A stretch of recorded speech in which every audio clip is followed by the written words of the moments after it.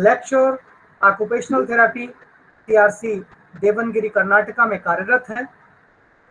आज की इस वेब संगोष्ठी में कोऑर्डिनेटर की भूमिका में है आदरणीय G Shankar Ganesh sir, lecture physiotherapy CRC Lucknow, Santosh Kumar clinical assistant CRC Lucknow, Amit Kumar clinical assistant CRC Lucknow.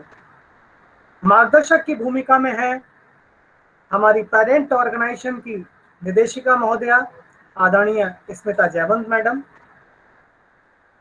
एवं हमारे कुशल निदेशक आदरणीय श्री रमेश पांडे सर। आपका मार्गदर्शन इस वेब संगोष्ठी में सदैव की भांति हमें प्राप्त होगा।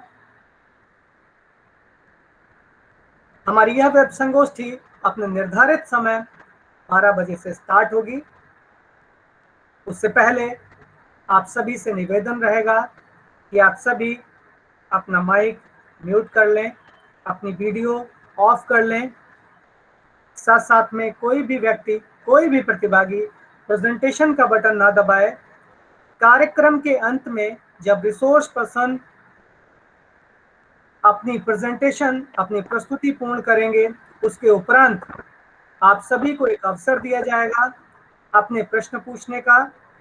आप अपने प्रश्न हमारे चैट बॉक्स में डाल दें, जिससे कि हम आपके प्रश्नों को देखकर अपने रिसोर्स पर्सन के समक्ष उन प्रश्नों को रख सकें, जिससे कि आपकी जो भी प्रश्न है उनके उचित उत्तर आपको प्राप्त हो सके।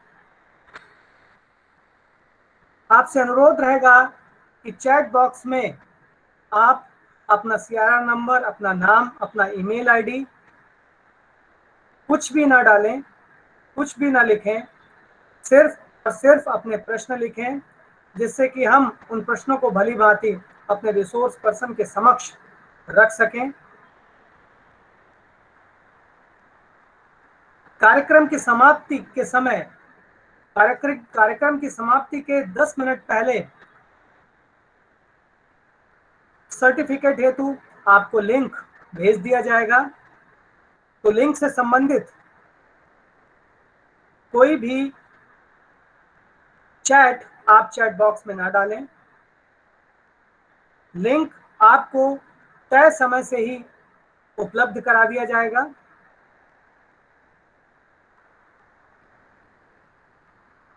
कार्यक्रम 12 बजे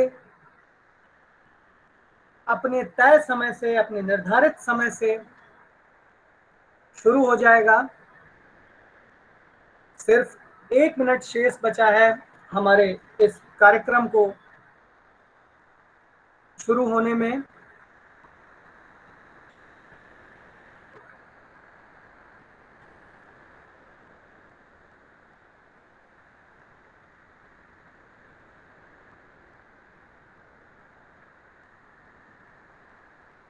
मैं विकास मिश्रा एक बार फिर से हमारी इस वेब संगोष्ठी में जुड़े समस्त प्रबुद्धजनों को, समस्त प्रतिभागियों को सादर प्रणाम करता हूं। आप सभी का सादर अभिनंदन करता हूं आज की इस वेब संगोष्ठी के लिए।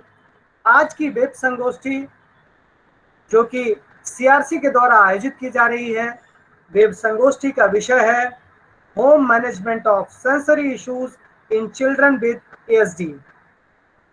आज की इस वेब संगोष्ठी में रिसोर्स पर्सन के रूप में हमारे साथ उपस्थित रहेंगे आदरणीय नीरज मिश्रा सर। क्या नीरज मिश्रा सर हम लोगों से जुड़ चुके हैं? नीरज मिश्रा सर, अगर आप जुड़ चुके हैं तो प्लीज एक बार अपना माइक अनम्यूट करें और अपनी उपस्थिति हमें बता दें। हाँ जी, मैं ज्वाइन हो चुका हूँ प्रोग्राम में। बहुत बहुत प्रणाम आपको। धन्यवाद सर, धन्यवाद सर। आदरणीय नीरज मिश्रा सर हमसे जुड़ चुके हैं। आज की इस वेब संगोष्ठी में कार्यक्रम समन्वयक के रूप में G Shankar Ganesh sir, lecture physiotherapy CRC Lucknow, Santosh Kumar sir, clinical assistant CRC Lucknow, Amit Kumar sir clinical assistant CRC Lucknow रहेंगे। और पैट्रॉन की भूमिका में, मार्गदर्शक की भूमिका में हमारी पेरेंट ऑर्गेनाइजेशन की डायरेक्टर महोदया श्रीमती स्मिता जयवंत मैडम एवं हमारे सीआरसी लखनऊ के डायरेक्टर महोदय आदरणीय रमेश पांडे सर उपस्थित रहेंगे। मैं कार्यक्रम में देरी न करते हुए मैं हमारे कुशल निदेशक आदरणीय रमेश पांडे सर से अनुरोध करूंगा कि सर आए और आज के इस विषय पर अपना आशीर्वाद हम सभी को प्रदान करें, जिससे कि हम कार्यक्रम को आगे बढ़ा सकें। आदरणीय रमेश पांडे सर।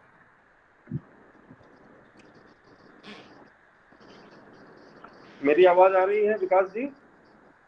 जी सर, आपकी आवाज आ रही है। बहुत बहुत धन्यवाद। आज के इस बहुत महत्वपूर्ण वेबिनार में, जो कि एएसडी बच्चों के सेंसरी इश्यूज को घर पे रह के कैसे मैनेज किया जा सकता है इस पैंडेमिक फेज में, इस कार्यक्रम को आयोजित करने के लिए आज के जो भी हमारे प्रोग्राम के कोऑर्डिनेटर्स हैं, गणेश जी, संतोष, अमित और विकास जी, आप सबका मैं आप सबके प्रति आभार व्यक्त करते हुए आज के हमारे रिसोर्स पर्सन मिश्रा जी का, जो कि ऑक्यूपेशनल थेरेपी में लेक्चरर है सीआरसी देवांगेरे में, आपका बहुत स्वागत करता हूं, अभिनंदन करता हूं। और जितने पार्टिसिपेंट जुड़े हैं इस कार्यक्रम में, उन सबका भी बहुत स्वागत करता हूं। आप जितने लोग हमारे स्टाफ हैं, जितने हमारे कुलीग हैं, सब रात दिन मेहनत करके अलग अलग विषयों पर आप सब तक बहुत महत्वपूर्ण जानकारी पहुंचा रहे हैं। ऐसे प्रयासों के लिए पूरी सीआरसी लखनऊ की टीम बधाई की पात्र है। बहुत ही कम दिनों में आप लोगों ने एक नेशन वाइड एक मूवमेंट जो छेड़ा है, कैपेसिटी डेवलपमेंट प्रोग्राम्स का, ऑनलाइन प्रोग्राम्स का, पूरे देश के लोग इससे लाभान्वित हो रहे हैं। और आगे भी ये कार्यक्रम, ये श्रृंखला हमारी जारी रहे, ऐसा मेरा विश्वास है, ऐसा अपेक्षा है आप सबसे। मैं बहुत ज़्यादा समय न लेते हुए आज के हमारे रिसोर्स पर्सन का फिर से स्वागत करता हूँ और इस कार्यक्रम की सफलता की शुभकामनाएं देता हूँ। बहुत बहुत धन्यवाद। धन्यवाद सर। आपके आशीर्वचन हमारे लिए एक प्रेरणा का काम करते हैं और हमें मोटिवेट करते हैं कि हम लगातार ऐसे ही आयोजन अपने प्रतिभागियों के लिए लाते रहें। मैं आदरणीय नीरज मिश्रा सर को प्रणाम करता हूं और सर का एक छोटा सा परिचय आप लोगों के समक्ष रखना चाहूंगा। वैसे सर किसी परिचय के मोहताज नहीं है। Occupational therapist, occupational therapy field में आपका एक नाम है, तो मैं सर के बारे में थोड़ा सा आप सभी को बताना चाहूंगा। आदरणीय नीरज मिश्रा सर, जो कि वर्तमान समय में लेक्चर ऑक्यूपेशनल थेरेपिस्ट के पद पर सीआरसी देवनागिरी में कार्यरत हैं। सर का न्यूरो रिहैबिलिटेशन और डेवलपमेंटल पीडियाट्रिक्स में 12 वर्ष से अधिक का अनुभव है। सर पूर्व में दिल्ली स्थित जीवी पंत हॉस्पिटल में अपनी सेवाएं दे चुके हैं। सर ने 30 से अधिक नेशनल और इंटरनेशनल प्रेजेंटेशन व लेक्चर्स दिए हैं। सर पूर्व में all India occupational therapist association AIOTA के एग्जीक्यूटिव कमेटी मेंबर रह चुके हैं। सर 5 नेशनल लेवल के अवार्ड भी सर को दिए जा चुके हैं और साथ साथ में बेस्ट साइंटिफिक पेपर के लिए भी आपको नेशनल लेवल पर अवार्ड मिल चुके हैं। सर का यह छोटा सा परिचय जो मेरे द्वारा दिया गया, वैसे तो सर का परिचय बहुत ही वास्ट है, लेकिन मैंने जो मुख्य चीजें थी वो आपके समक्ष में रखना चाहिए। तो मैं इस परिचय के साथ में आज के रिसोर्स पर्सन, जो कि हमारे लिए बहुत स्पेशल हैं, सर का सादर अभिवादन करते हुए सर को आमंत्रित करता हूं कि सर आए और आज हमारे इस पटल पर अपनी विशेषज्ञता देकर हमारे जितने भी प्रतिभागी हैं उनका ज्ञान वर्धन करने की कृपा करें। आदरणीय नीरज मिश्रा सर। बहुत बहुत धन्यवाद विकास मिश्रा सर इस परिचय के लिए, और सभी प्रतिभागियों को मेरा सादर प्रणाम। मैं आशा करता हूँ आप सबको मेरी आवाज आ रही होगी। सबसे पहले धन्यवाद देना चाहूंगा श्रीमती स्मिता जयवंत मैडम, डायरेक्टर आईपीएच, और श्री रमेश पांडे सर का, डायरेक्टर सीआरसी लखनऊ, और इस प्रोग्राम के सभी कोऑर्डिनेटर का जिन्होंने मुझे इस काबिल समझा और ये अवसर प्रदान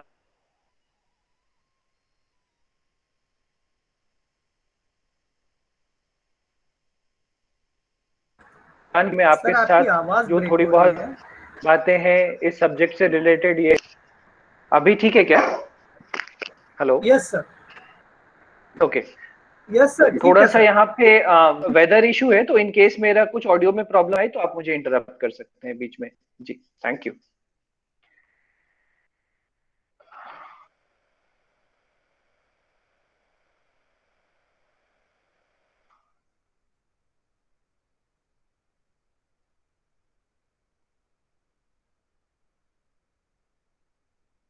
वॉइस प्रॉब्लम आ रही है sir.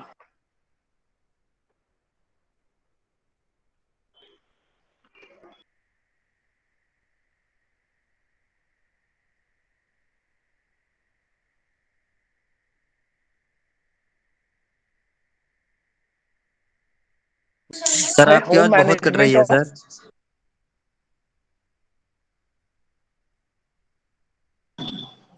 Sir. Sorry interrupt Neeraj sir.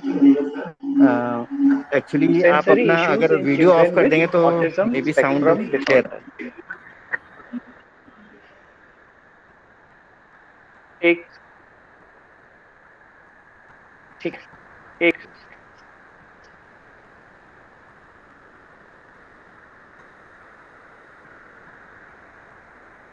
हाँ, क्या अब आप मुझे सुन सकते हैं?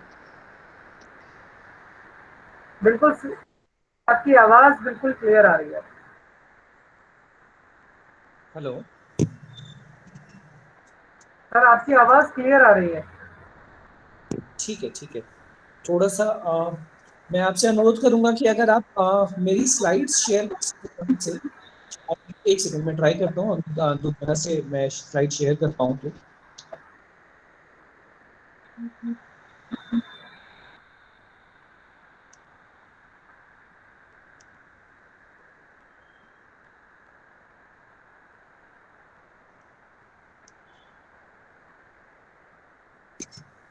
आशा करता हूँ अब आप सब मुझे सुन पा रहे होंगे और मेरी स्लाइड्स भी देख पा रहे होंगे। बिल्कुल सर, आपकी स्लाइड आ रही है। तो जैसा कि हम लोग बात कर रहे थे कि sensory issues in children with autism spectrum disorder, autism बहुत ही ज़्यादा कॉमन एक कंडीशन है पीडियाट्रिक पॉपुलेशन में, और भारत में पिछले कुछ वर्षों से इस पर बहुत ज़्यादा बातचीत हो रही है और इस बारे में बहुत सारे नए रिसर्चेज आए हैं। और ये हमको जानने में महसूस हुआ है कि जैसे जैसे समय बीतता जा रहा है इस बारे में हमारी नॉलेज थोड़ी ज़्यादा हो गई है। पहले बहुत बार ऐसा होता था कि ऑटिज्म स्पेक्ट्रम डिसऑर्डर के बारे में हमको पता ही नहीं चल पाता था कि ये ऑटिज्म स्पेक्ट्रम डिसऑर्डर है या ये इंटेलेक्चुअल डिसेबिलिटी है या ये एडीएचडी है। बट अब क्योंकि हमारे पास बहुत सारे अच्छे टूल्स हैं तो, और बहुत सारे स्पेशलिस्ट की मदद से, विभिन्न प्रोफेशनल्स की मदद से अब ये आसान हो गया। इन बच्चों में एक कॉमन प्रॉब्लम होती है जिसको हम सेंसरी इश्यूज करते हैं, तो इसके बारे में ही आज हम लोग डिस्कस करेंगे। तो हम लोग ये बात करना चाहेंगे कि ये सेंसरी इश्यूज क्या हैं और क्यों होते हैं, और सेंसरी डाइट जो शब्द अक्सर सुनने में आता है ऑटिज्म स्पेक्ट्रम डिसऑर्डर के बच्चों से रिलेटेड, उसका क्या मतलब है, सेंसरी डाइट की क्यों ज़रूरत है और किस तरह से हम घर पर दे सकते हैं। अभी लॉकडाउन में क्योंकि थेरेपी सेंटर्स बंद हैं और हमको डायरेक्ट कॉन्टैक्ट थेरेपी नहीं मिल पा रही है, तो कैसे हम एक बेसिक सेंसरी इनपुट्स दे सकते हैं बच्चों को ताकि इन सेंसरी इश्यूज का देखभाल किया जा सके। और सबसे इम्पॉर्टेंट बात जो मैं हाईलाइट करना चाहूँगा आज वो ये है कि सेंसरी इश्यूज के बारे में और सेंसरी डाइट से रिलेटेड वो कॉमन क्या गलतियां हैं जो हमें नहीं करनी चाहिए, जाने अनजाने क्या हम कुछ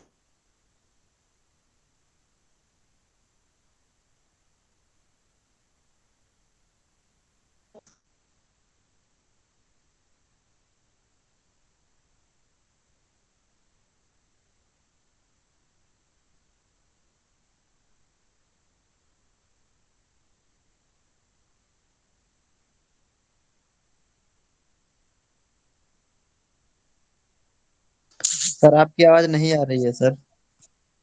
से आए।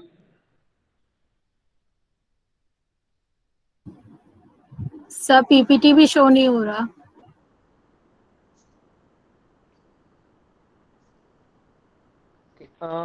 आप प्लीज पीपीटी शेयर कर पाएंगे? 75% आपकी वॉइस क्लियर नहीं आ रही। हेलो, कोऑर्डिनेटर से मेरा रिक्वेस्ट है, क्या आप मेरी पीपीटी वहां से शेयर कर सकते हैं? एक्चुअली यहाँ कुछ वेदर इशू है, तो शायद ये इंटरनेट फ्लक्चुएट हो रहा है हमारा, जिस वजह से बार बार ये प्रॉब्लम आ रही है। सर दिख रहा है, अभी दिख रहा है सर, चला गया। आप क्लियर आवाज आ रही है आपकी।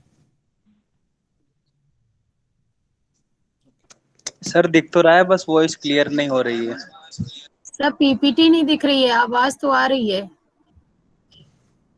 सभी प्रतिभागी कृपया धैर्य रखें, जल्द ही पीपीटी सर की प्रेजेंट की जा रही है। सर आपसे निवेदन है, कृपया कंटिन्यू करें सर, पीपीटी यहां से हम प्रेजेंट कर रहे हैं। ठीक है, ठीक है, बहुत बहुत धन्यवाद।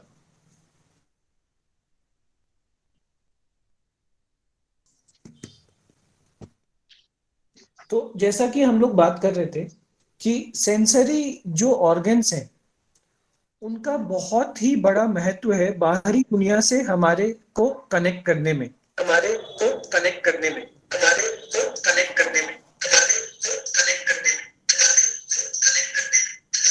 सर डुअल आवाज आ सर रही है। रिपीटेड वॉइस आ रही है।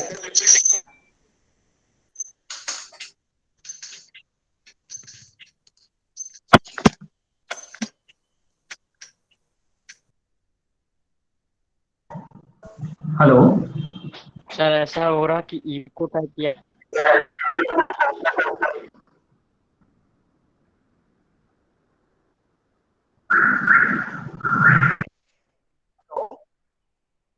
नीरज सर कृपया एक डिवाइस से आप सर वॉइस थोड़ा सा देख लें सर क्लियर है? प्लीज। जी सर स्पष्ट ठीक है। है, तो मैं क्षमा चाहूंगा ये सारे टेक्निकल ग्लिचेस के लिए। हाँ, तो जब इन द मीनवाइल की मेरी पीपीटी शेयर की जा सके तब तक हम लोग आगे बढ़ते हैं। तो हम लोग बात कर रहे थे कि कैसे बाहरी दुनिया से हमारा जो कांटेक्ट है वो सेंसरी ऑर्गन्स के द्वारा ही होता है। हमको सेंसरी ऑर्गन से ही आइडिया मिलता है कि जो हमारे सामने चीज है, जो हमें दिखाई दे रही है, जो सुनाई दे रही है, वो एक्चुअल में क्या है और उसका क्या मतलब निकलता है।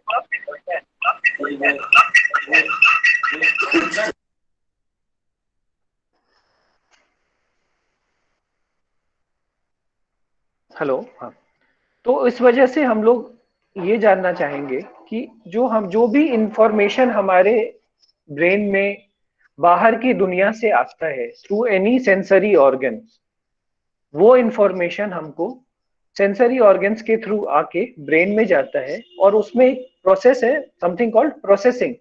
ब्रेन उसका मतलब निकालने की कोशिश करता है कि वो क्या है, किस इंटेंसिटी में है, और उसके हिसाब से एक आउटपुट प्रदान किया जाता है ब्रेन के द्वारा। लेकिन नॉर्मल सिनेरियो में क्या होता है कि जैसे सपोज करिए आपके सामने एक बर्तन है जो गर्म है, आपने जैसे ही उसको टच किया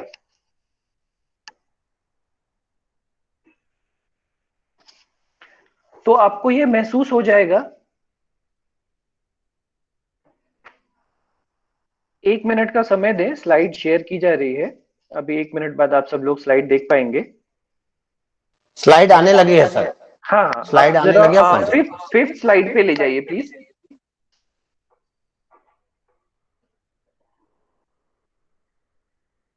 हाँ जी, नेक्स्ट स्लाइड प्लीज। ओके, तो हम लोग बात ये कर रहे थे कि सेंसरी ऑर्गन्स कैसे काम करते हैं।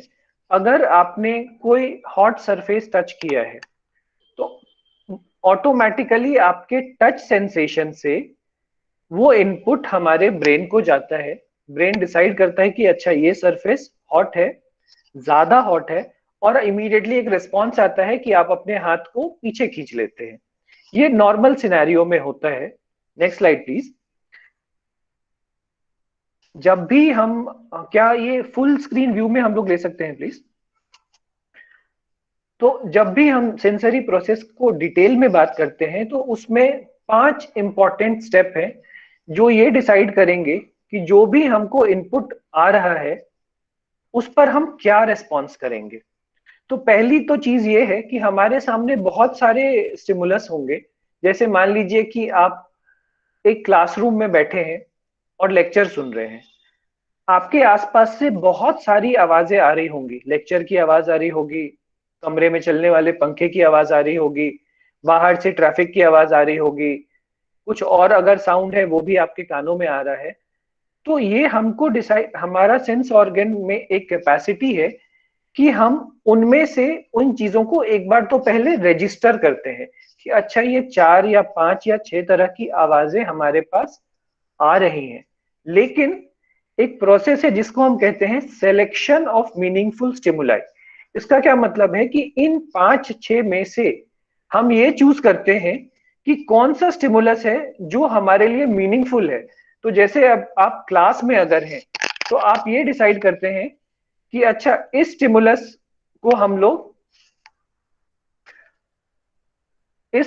को हमको ध्यान देना है कि जो लेक्चर की आवाज है उसको सिर्फ हमको ध्यान देना है। तो आपका सेंस ऑर्गन क्या करता है, बाकी चीजों को फिल्टर आउट कर देता है।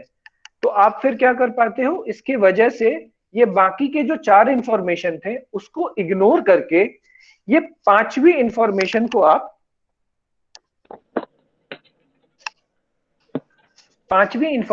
आप सुन सकते हैं।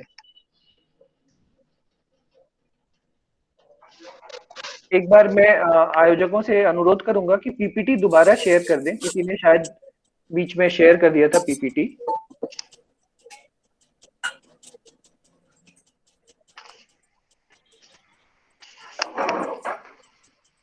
हमें सर रिज्यूम प्रेजेंटिंग करें एक बार प्लीज।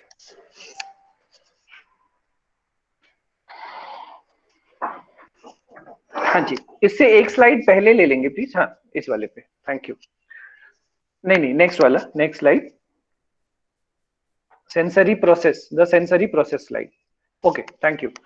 तो हमने जब सिलेक्शन ऑफ मीनिंगफुल स्टिमुलस कर लिया कि इस 6 इनपुट में से हमारे लिए ये काम का इनपुट है, उसको हम ले लेते हैं और उसके बाद फिर हम ये डिसाइड करते हैं कि हमारे को इस स्टिमुलस का क्या मतलब है। मतलब जो भी बात बोली जा रही है उसका क्या मतलब है, उसका कितना वॉल्यूम है, वो किस भाषा में है, इसको बोलते हैं अंडरस्टैंडिंग ऑफ स्टिमुलस। और उसके बेसिस पर एक बार हमने ये डिसाइड कर लिया कि इसका इस स्टिमुलस का क्या मतलब है, तो हम उसके हिसाब से रिस्पॉन्स देते हैं। तो मान लीजिए आपको टीचर ने बोला खड़े हो जाओ, तो आपने वो सुना, उसका मतलब निकाला और उसके अकॉर्डिंग आपने रिस्पॉन्ड किया और आप खड़े हो गए। तो नॉर्मली जो सेंसरी प्रोसेस है ब्रेन का वो इसी तरीके से चलता है। Next slide please.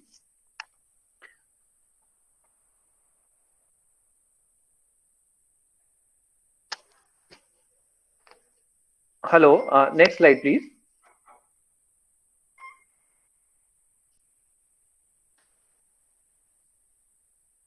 जी, तो हम लोग ये बात कर रहे थे कि जो ये प्रोसेस है ये हर किसी के लिए अलग तरीके से चलता है। किसी का अलर्टनेस लेवल कम हो सकता है, किसी का फिल्टरिंग कैपेसिटी में फर्क हो सकता है, किसी का जो ब्रेन में पहुंचने के बाद प्रोसेसिंग होती है उसमें डिफरेंस आ सकता है, जिसकी वजह से हमारा रिस्पॉन्स फर्क होता है।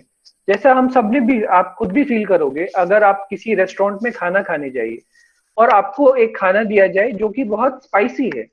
कुछ ऐसे लोग होंगे जिनके लिए वो खाना बहुत ज्यादा स्पाइसी होगा, कुछ ऐसे लोग होंगे जिनको वो नॉर्मल लेवल का स्पाइसी लगेगा। तो ये जो डिफरेंस है ये it is because of different level of processing of sensory response. ये हम सबके अंदर होता है। Next slide please. ऐसे ही अगर आप एक झूले पे जाएंगे, ऊंचे झूले पे, रोलर कोस्टर जिसको बोलते हैं, वहां भी अगर आप जाएं, वहां पर हमको वेस्टिबुलर इनपुट्स मिलते रहते हैं। उसमें क्या होता है आप देखेंगे, कुछ लोग तो बहुत ज्यादा आराम से एंजॉय कर रहे हैं, चीजों को देख रहे हैं, लेकिन कुछ ऐसे लोग होंगे जो कि थोड़े ज्यादा सेंसिटिव हैं, तो वो घबराए रहते हैं, डरे हुए रहते हैं। और कुछ ऐसे लोग मिलेंगे आपको जो कि जिनको वॉमिटिंग आना शुरू हो जाती है क्योंकि उनका सेंसरी सिस्टम ओवर रिस्पॉन्सिव है इस चीज के लिए। तो ये बात हम लोग इसलिए कर रहे हैं कि हम सबके अंदर, ये बात आप सब लोग जान लीजिए कि ये जो सेंसरी प्रोसेसिंग है ये हम सबके अंदर है, लेकिन इसका जो डिग्री है, इसका जो लेवल है, वो उसका फर्क हम सब में होता है। Next slide please. तो सेंसरी इंटीग्रेशन को हम इसीलिए ये डिफाइन कर सकते हैं कि ये एक ऐसा ब्रेन का प्रोसेस है जिसमें हमको बाहरी दुनिया से एक सेंसेशन आती है, हम उसको ब्रेन में स्टोर करते हैं, सेलेक्ट करते हैं, ऑर्गेनाइज करते हैं, और उसके हिसाब से हम एक जो नेसेसरी रिस्पॉन्स होता है वो देते हैं, जिसको हम अडेप्टिव रिस्पॉन्स कहते हैं। और जब हम अडेप्टिव रिस्पॉन्स दे रहे हैं, उस वजह से हमारा प्रॉपर इमोशनल और मोटरिक और कॉग्निटिव ग्रोथ होता है, मतलब हमारा अंडरस्टैंडिंग का लेवल, हमारा जो एज अप्रोप्रिएट बिहेवियर है वो सामने आता है। Next slide please.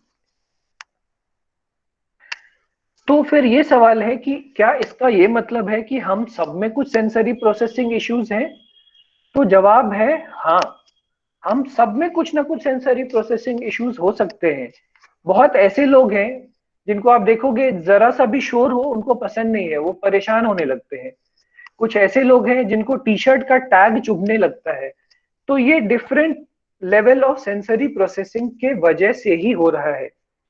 लेकिन सवाल ये है कि क्या ये अब नॉर्मल बात है या ये एक्सेप्टेबल बात है? तो नेक्स्ट स्लाइड प्लीज। इसका ये मतलब है कि क्योंकि हम सबके अंदर सेंसरी प्रोसेसिंग का इश्यूज है, लेकिन वो डिसफंक्शन कब बनेगा, कब हम कहेंगे कि नहीं ये जो सेंसरी प्रोसेसिंग है ये अब इतना ज्यादा है कि ये डिसफंक्शन हो गया?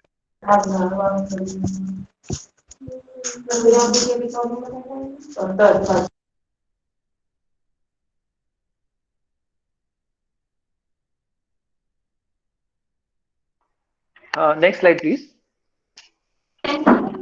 ओके, तो हम लोग ये देखते हैं कि जब हमारे सेंसरी इश्यूज इतने ज्यादा हो जाएं कि वो एज रिलेटेड रेंज से बाहर जाने लगे, पहला, और दूसरा वो हमारे डेली फंक्शनिंग को अफेक्ट करने लगे, तभी जाके वो एक सेंसरी प्रोसेसिंग डिसऑर्डर कहलाएगा। तो इस बात को आप बहुत क्लियर समझे। कई बार क्या होता है कि जरा सा सेंसरी इशू है, हम सोचते हैं ये डिसऑर्डर है। नहीं, ये डिसऑर्डर नहीं है। डिसऑर्डर कब है? जब वो आपके डेली एक्टिविटीज में, आपके डेली फंक्शनिंग को अफेक्ट करने लगे, तो फिर हम उसको सेंसरी प्रोसेसिंग डिसऑर्डर कहते हैं, जो कि ऑटिज्म स्पेक्ट्रम के बच्चों में बहुत ही कॉमनली देखा जाता है। Next slide please. एक और इंपॉर्टेंट चीज क्या है? Arousal level. अराउजल लेवल का मतलब क्या होता है कि किसी भी समय में आप किस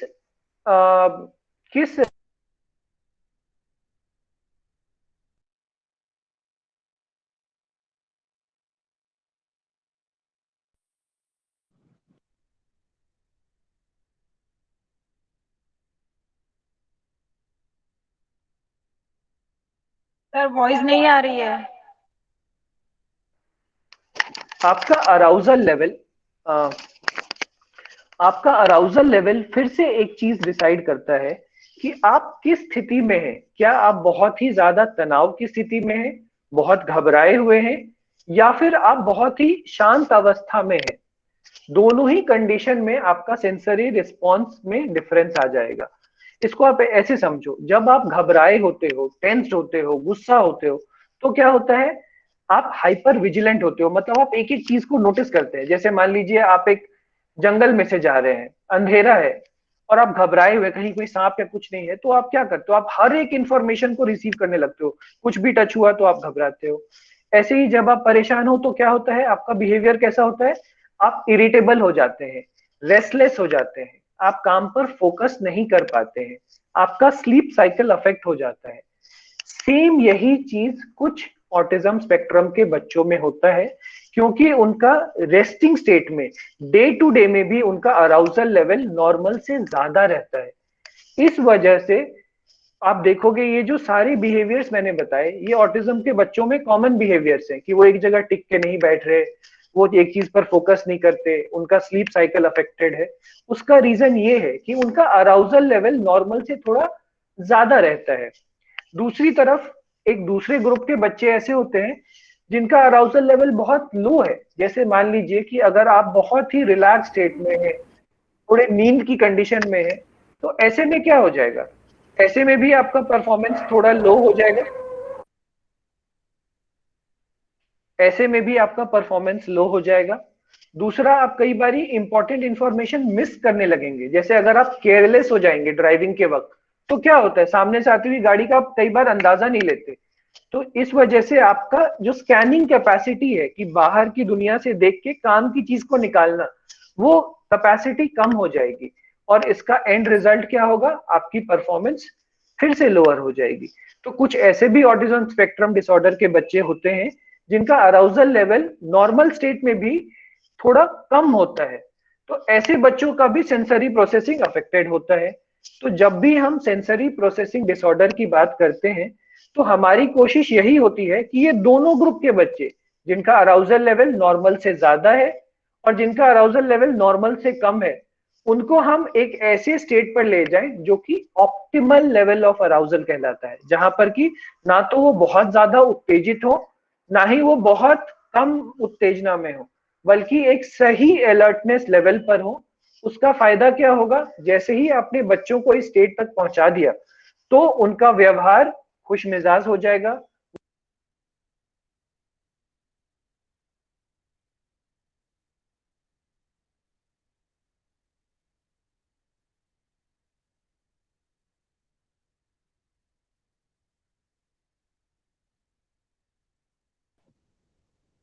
सर आपका माइक म्यूट है, प्लीज अनम्यूट करें सर।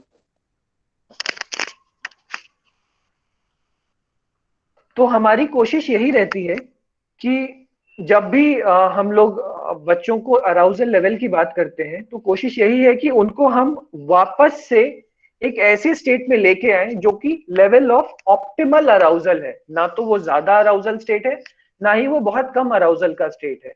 उसका बेनिफिट क्या मिलेगा कि हमको बच्चों का प्लेफुल बिहेवियर देखने को मिलेगा, उनका अटेंशन स्पैन बेटर मिलेगा, उनका ऑन सीट बिहेवियर जो टिक के बैठ के काम करना जिसको बोलते हैं वो बेटर हो जाएगा, उनका स्लीप साइकिल जो अक्सर डिसरप्टेड होता है ऑटिज्म स्पेक्ट्रम के बच्चों में वो बेटर हो जाएगा।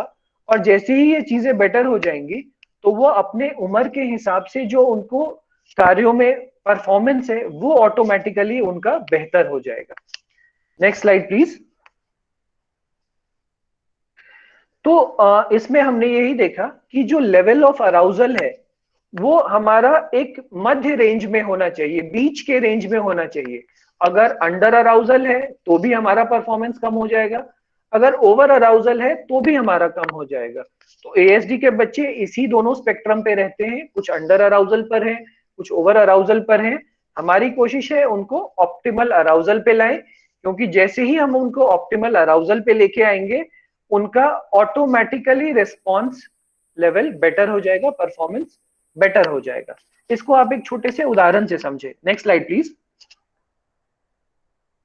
मान लीजिए आपका ऑफिस जाने का रास्ता है, ठीक है, और इसमें दो रास्ते दिखाए गए हैं। अब आप सोचो कि अगर आप किस रास्ते से डेली जाओगे तो आप टाइम से ऑफिस पहुंचा करेंगे। Next slide please.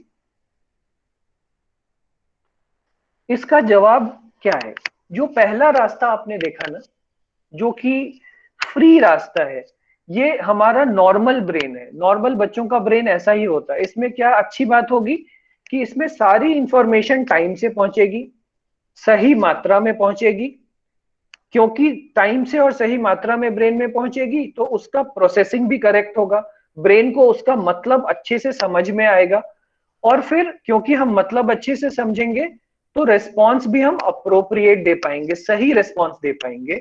और ओवरऑल क्या बेनिफिट होगा कि हम एक्टिव और रिलैक्स्ड रहेंगे और हमारा आउटपुट बेटर होगा। लेकिन जो children with autism spectrum disorder है, जिनको सेंसरी प्रोसेसिंग इश्यूज है, उन लोगों का ब्रेन ये सेकंड वाले फिगर जैसा है। इसमें क्या है, ज्यादातर समय इंफॉर्मेशन टाइम से ही नहीं पहुंच पा रही है, कई बार वो सही मात्रा में ही नहीं पहुंच पा रही है। जिसकी वजह से उसका प्रोसेसिंग, उस सेंसेशन का मतलब ही सही नहीं निकलता है, और उस वजह से उनका रिस्पॉन्स भी इनएडिक्वेट या इनअप्रोप्रिएट आता है। इसका रिजल्ट क्या होगा? ये बच्चे ज्यादातर समय एंशियस रहेंगे और वो या तो हाइपर एक्टिव रहेंगे या हाइपो एक्टिव रहेंगे। Next please. तो बेस्ड अपॉन दिस, ये जो हमने बात की अराउजल लेवल की और सेंसरी प्रोसेसिंग के जो तरीके की, इस वजह से हमको बच्चों में कुछ बच्चे ऐसे होंगे जो ओवर रिस्पॉन्सिव होंगे सेंसरी इनपुट के लिए। ओवर रिस्पॉन्सिव मतलब कि वो हर इंफॉर्मेशन जो उनके सामने आएगी ना, हर किसी पर रिएक्ट करेंगे। जैसे मैंने आपको एग्जांपल दिया था ना, आप क्लास में बैठ के लेक्चर सुन रहे हैं, तो आप वो क्या, ऐसे बच्चे क्या होंगे, वो हमेशा वो दरवाजे की भी आवाज सुन रहे हैं, दूसरे बच्चे की बातचीत भी सुन रहे हैं, कोई दरवाजे पे आया उसकी भी बात सुन रहे हैं, बाहर का ट्रैफिक भी सुन रहे हैं, लेक्चर भी सुन रहे हैं। तो उनके साथ प्रॉब्लम क्या हो रहा है? क्योंकि वो उनका इतना ज्यादा रिस्पॉन्सिव सिस्टम है कि वो हर छोटे छोटे इनपुट्स को भी रिसीव कर रहा है, वो किसी एक इनपुट पे फोकस ही नहीं कर पाएंगे। Next slide please. ऐसे ही कुछ ऐसे भी बच्चे होंगे जिनका सेंसरी इनपुट का लेवल अंडर रेस्पॉन्सिव लेवल पे होगा। अंडर रेस्पॉन्सिव मतलब कि वो जो छोटे लेवल के स्टिमुलस है, जो कम थ्रेशहोल्ड के स्टिमुलस है, उस पर उनका कोई रिएक्शन ही नहीं आएगा। कि जैसे मान लीजिए आपको अगर किसी ने बहुत कम आवाज में कुछ बोला, आपने वो सुना ही नहीं, आपके सिस्टम ने उसको रजिस्टर ही नहीं किया। या आप देखोगे इसका एग्जांपल, बहुत सारे ऑटिज्म स्पेक्ट्रम के बच्चे ऐसे होते हैं जिनको इंजेक्शन लगेगा और उनमें कुछ पेन का रिस्पॉन्स ही नहीं आता, क्योंकि उनका सिस्टम इस चीज के लिए अंडर रिस्पॉन्सिव है, वो उसको फील ही नहीं कर सकते। तो फिर ऐसे बच्चों में क्या हो जाएगा कि बहुत बार वो बाहरी दुनिया से अपने सिस्टम को अराउज करना चाहते हैं, क्योंकि वो उनकी रिक्वायरमेंट है सिस्टम की। अगर उनको कम इंटेंसिटी में कोई चीज मिलेगी, वो उसको फिगर आउट ही नहीं कर सकते, रजिस्टर ही नहीं कर सकते। लेकिन जब उनको बहुत हाई लेवल पे कुछ इनपुट आएगा, तभी जाकर के वो रिस्पॉन्स देंगे। ऐसे बच्चे अंडर रिस्पॉन्सिव कैटेगरी में आएंगे। Next slide please. इसी के हिसाब से जैसे मैंने आपको बताया, जो बच्चे हाइपो रिस्पॉन्सिव है, हाइपो रिस्पॉन्सिव मतलब कि अंडर रिस्पॉन्सिव है, तो ऑटोमेटिकली वो क्या करते हैं, वो सीकर बन जाते हैं, वो बाहरी दुनिया से वो इनपुट लेते हैं। अभी अगले स्लाइड में और डिटेल में मैं बताऊंगा। जो बच्चे हाइपर रिस्पॉन्सिव है, वो क्या करते हैं, क्योंकि उनको बहुत सारा इंफॉर्मेशन,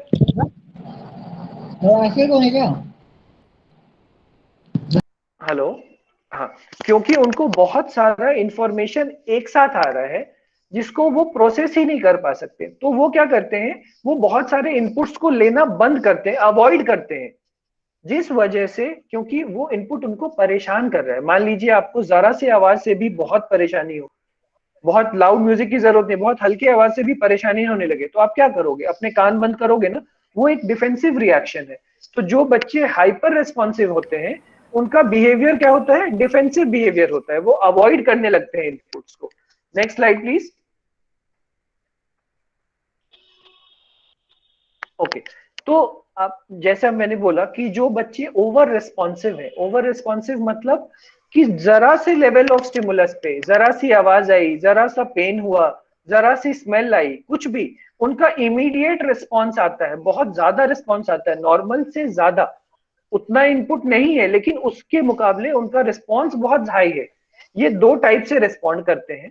पहला है सेंसरी सेंसिटिव, मतलब क्या हुआ कि ये बच्चे उस पर बहुत ज्यादा ये तो कर रहे हैं, रजिस्टर वो हर इंफॉर्मेशन को कर रहे हैं, लेकिन वो उससे भाग नहीं रहे, उसको रिमूव नहीं कर रहे, ठीक है। पर इन बच्चों में प्रॉब्लम क्या हो जाएगी, ये बच्चे बहुत जल्दी किसी भी नॉइज से डिस्ट्रैक्ट हो जाएंगे, किसी भी टच से डिस्ट्रैक्ट हो जाएंगे, उनका ध्यान हमेशा बटा रहेगा। इसमें जिनको और ज्यादा severe level of over responsiveness है, उनका क्या होगा, उनको हर छोटी से छोटी सेंसेशन परेशान करेगी, जिसकी वजह से वो एक ऐसी स्टेज पे पहुंचेंगे जहां पर वो उसको कट करने लगेंगे। मान लीजिए आपको कोई चीज बिल्कुल भी पसंद नहीं आ रही, तो आप क्या करते हो, उसको बिल्कुल अवॉइड करते हैं ना। सेम इनका रिस्पॉन्स होता है उस सेंसरी इनपुट के लिए, कि वो उस सेंसेशन को बिल्कुल अवॉइड करने लगते हैं। That is why they are called sensory avoiders. इसके ऑपोजिट जो लोग under responsive to sensory input है, मतलब कि कम लेवल के रिस्पॉन्स को वो रजिस्टर ही नहीं कर पा रहे, उनको हमेशा बहुत हाई लेवल का चाहिए। मतलब जैसे किसी को मिर्च, मैंने बोला ना, जब तक बहुत तीखा नहीं होगा उनको मिर्च का स्वाद ही नहीं आ रहा, तो वो ऐसी वाली कंडीशन है। तो वो क्या है, दो तरीके के बनेंगे। पहला सेंसरी सीकर होते हैं, मतलब वो हमेशा कोशिश में करेंगे कि कैसे बाहर से वो इनपुट लेके अपने सिस्टम को अराउज कर ले। तो चीजों को च्यू करना, चीजों को धक्का मारना, उछलते रहना, स्पिन करते रहना, ये उनका बिहेवियर आपको देखने को मिलेगा। एक दूसरी कैटेगरी इसमें होगी जो slow to register sensory input है, मतलब कि उनका अंडर रिस्पॉन्सिवनेस इतना ज्यादा है कि उनको नॉर्मल जो इनपुट्स आ रहे हैं ना उनको पता ही नहीं चल रहा है। तो जैसे मान लीजिए अगर किसी को बहुत सॉल्टी खाने की आदत है, तो अगर उसको थोड़ा बहुत नमक खाने में है उसको पता ही नहीं, वो रजिस्टर ही नहीं कर रहा। तो ये सिमिलर काइंड ऑफ सिचुएशन ये है, ठीक है। तो उनको क्या होगा, अगर बहुत कम विजुअल इनपुट है या बहुत कम ऑडिटरी इनपुट है, वो उसको रजिस्टर ही नहीं करेंगे। इस वजह से they look as if they are not registering all this inputs. हाँ, स्लो टू रजिस्टर बोलते हैं हम इन बच्चों को। Next slide please. तो जैसे मैंने आपको बताया कि जो लोग ओवर रिस्पॉन्सिव हैं, हाइपर रिस्पॉन्सिव हैं, वो लोग क्या करते हैं? Can you take English sir please?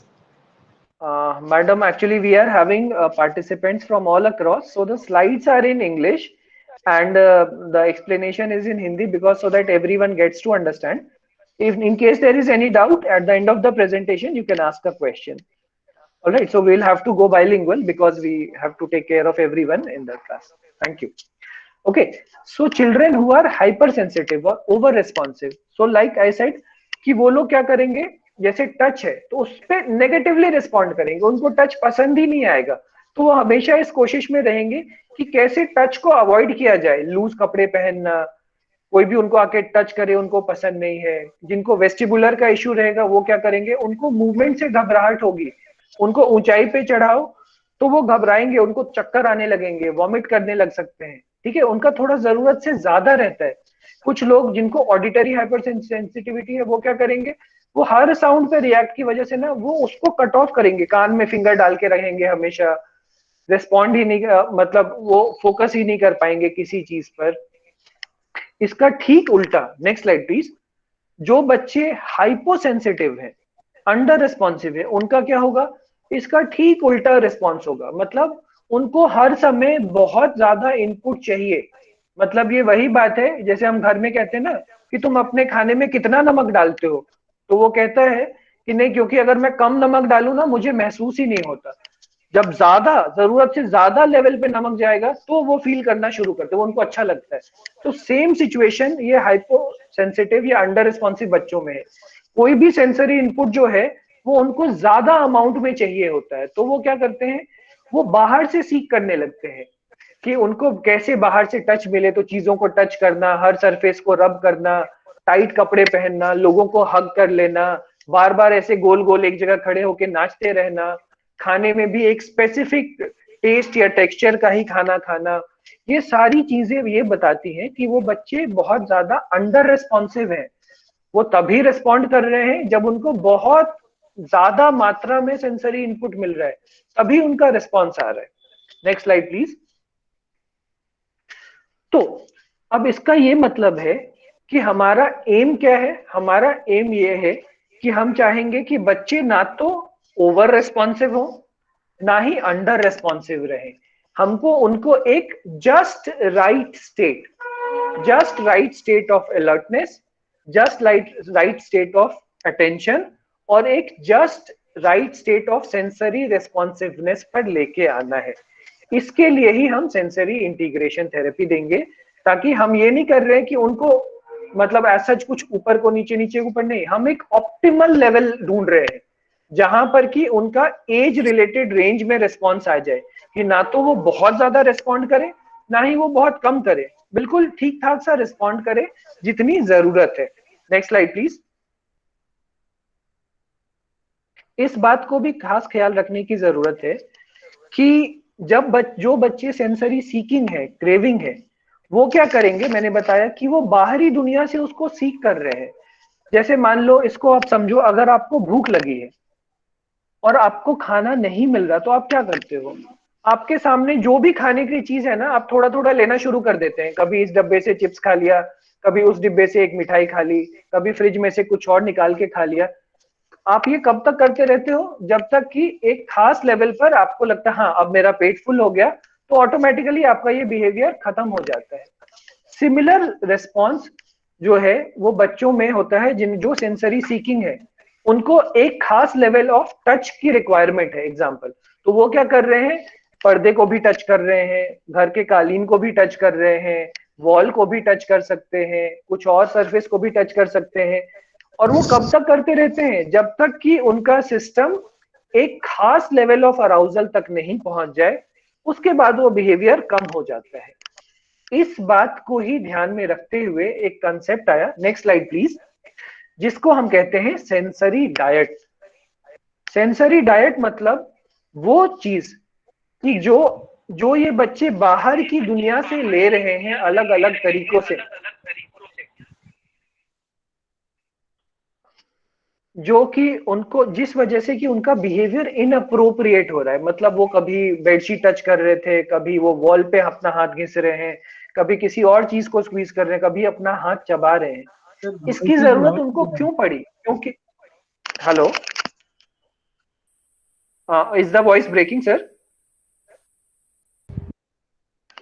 No sir, continue no sir, sir, continue. ठीक है। Okay okay, thank you. So ये जो बिहेवियर उनका देखने को हमको मिला कि वो हर चीज बाहर से ले रहे हैं। जिनको वेस्टिबुलर की दिक्कत है वो क्या कर रहे हैं? दिन भर उछल रहे हैं, कूद रहे हैं, गोल गोल एक जगह पे खड़े होके नाच रहे हैं, टिक के नहीं बैठ रहे हैं। वो क्यों कर रहे हैं? क्योंकि वो बाहरी दुनिया से वो इनपुट लेना चाह रहे हैं। इसी के लिए एक कंसेप्ट आया जिसको हम सेंसरी डाइट कहते हैं, कि हम अगर एक प्री प्लान तरीके में एक फिक्स टाइम पर एक खास अमाउंट ऑफ सेंसरी इनपुट इन बच्चों को दे दें, तो शायद उनको बाहर से ये सब लेने की जरूरत नहीं पड़ेगी। और उनकी ये जो नीड है, जब वो सेटिस्फाई हो जाती है, तो वो ऑटोमेटिकली हमारे पास बाकी कामों के लिए अवेलेबल है, बेटर एबल टू फोकस है और बेटर रिस्पॉन्स देते हैं। तो सेंसरी डाइट क्या है? इट इज अ केयरफुली,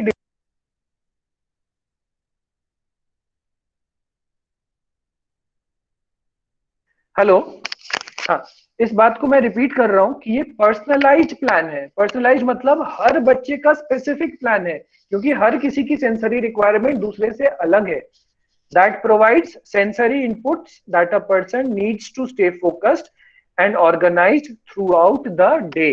तो पूरे दिन में अलग अलग टाइम पर हम देने की कोशिश करते हैं, ताकि जो भी उसकी रिक्वायरमेंट है बच्चे की, वो बाहर से भाग के ना ले, उसको हम पहले ही दे देंगे एक कंट्रोल्ड अमाउंट में, तो उसकी एनर्जी को हम पर्पसफुल काम के लिए चैनलाइज कर पाएंगे। Next please. फिर सवाल आता है कि हम किस तरह की चीजें देंगे? तो हमको मेनली 3 तरह के इनपुट्स देने होते हैं। पहला होता है अलर्टिंग एक्टिविटीज। ये किन बच्चों को ज्यादा देने की जरूरत है? जो बच्चे अंडर रेस्पॉन्सिव हैं, जिनका अराउजल लेवल थोड़ा लो है। उन बच्चों को क्या है, वो रिस्पॉन्ड ही नहीं कर रहे। जैसे मान लीजिए कोई नींद में हो, तो आप क्या करोगे? उसको हिलाते हैं ना कि वो जागेगा तो अटेंशन होगा, देगा, अलर्टनेस बढ़ेगी। सेम थिंग है। तो आपने अलर्टिंग एक्टिविटीज उन बच्चों को देनी है जो अंडर रेस्पॉन्सिव है।